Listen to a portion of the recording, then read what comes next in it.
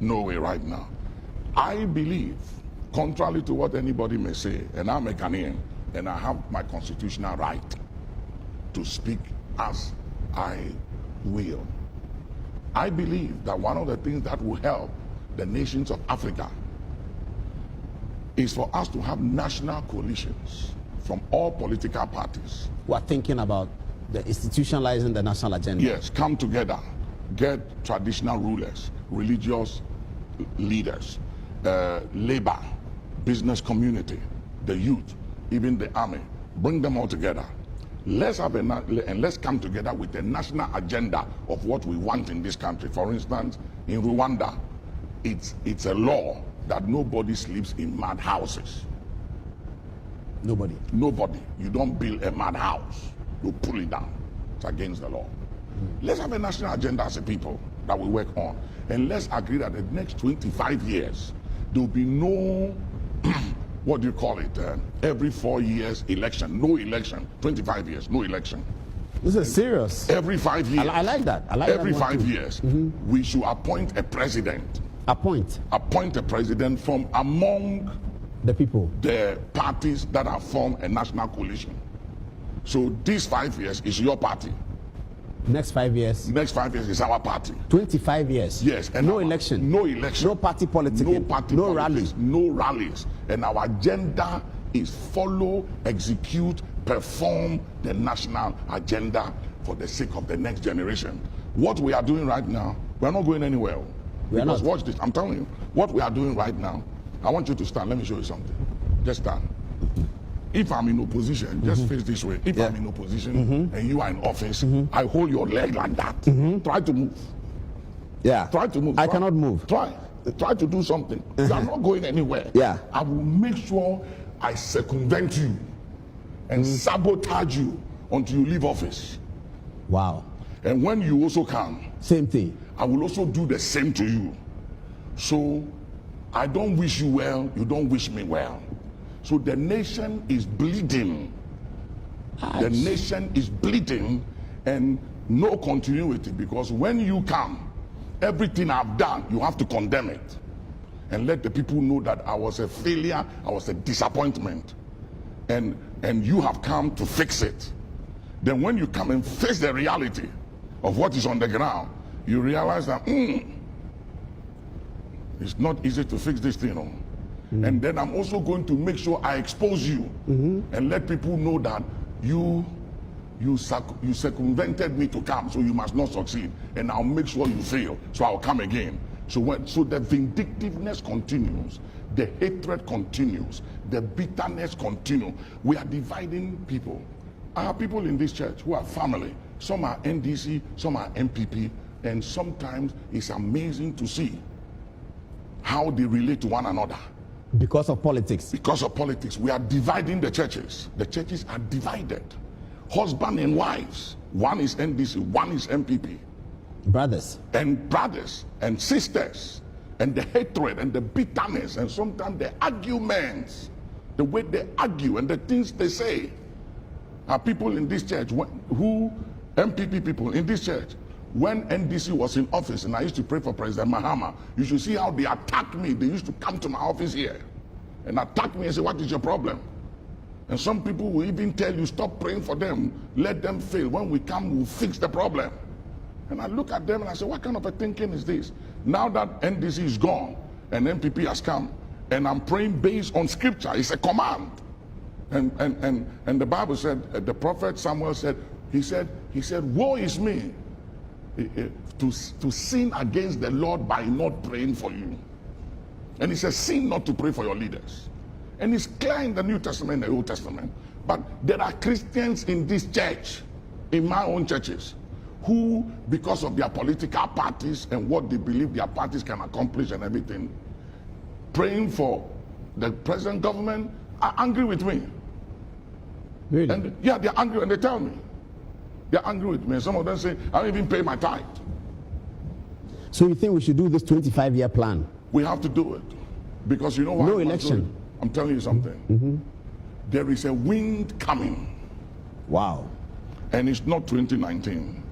It will begin after 2020 going. After 2020, there's a wind coming. There's a wind coming. The Arab uprising is coming. Here. It's coming. It's coming. By the youth. It's coming not just to Ghana, West Africa, all over, if we don't do something. Because you see, look at a lot of these youths. They've graduated from school. They are home, no job. Some of them, you go to these car washing places, you see 10 young men who have graduated from university washing one car. And then they have to wait for some hours before another car comes. Some of them live in these kiosks. You know, we have kiosk estates these days. Yeah. Opposite the wealthy areas. Yeah. And they know the people who live in the community. They went to school, some of their kids. Some of them know the families. They have nothing. Suddenly they go into politics and they have everything.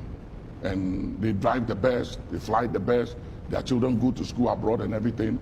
And they're sitting down there looking at all of you and saying, hey, wow, this thing is interesting. After a while, if we don't give them hope, that's why I'm going back to the schools. Speak to them. And I'm engaging the youth again. Because if we don't give them hope and a sense of direction, the most dangerous thing in life is to fight somebody who has nothing to lose. They don't have wives, they don't have children, they don't have cars, they don't have lands, they have no hope, nothing to live for, they don't mind dying. So our politics is treading on dangerous grounds. It is. Africa. Because I see it everywhere. And it's very scary and very worrying. That Will the wind start from Ghana? I don't know, but it's coming to West Africa. After 2020?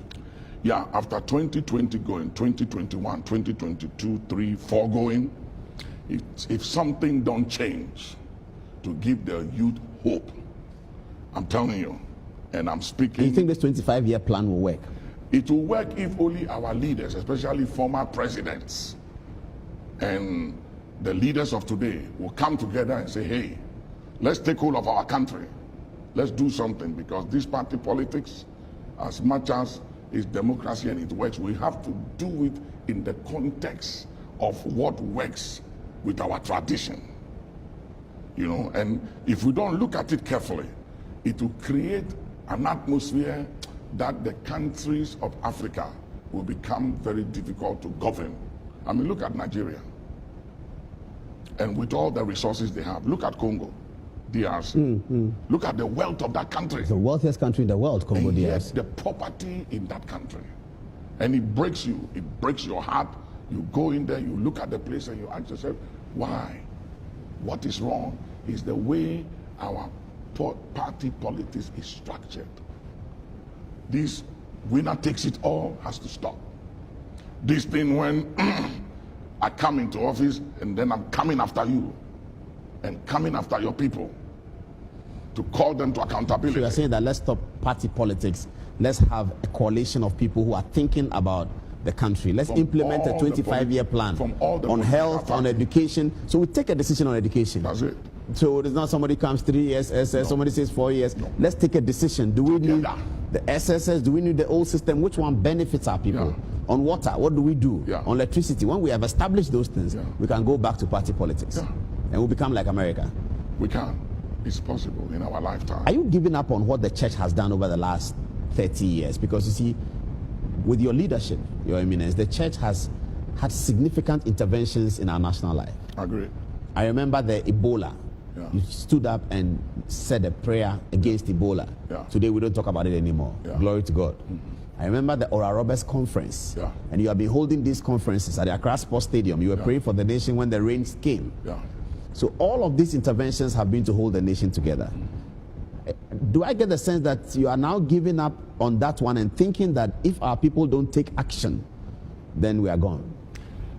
I'm not giving up on prayer for nation. And those spiritual interventions? Yes, I'm worried as a spiritual man of what could happen when people become desperate. You see, desperation comes when people feel like there is no way out. We are stuck. There's no way out.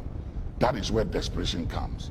And a desperate man and woman is a very dangerous person. And Jesus said, any kingdom and house divided against itself cannot stand.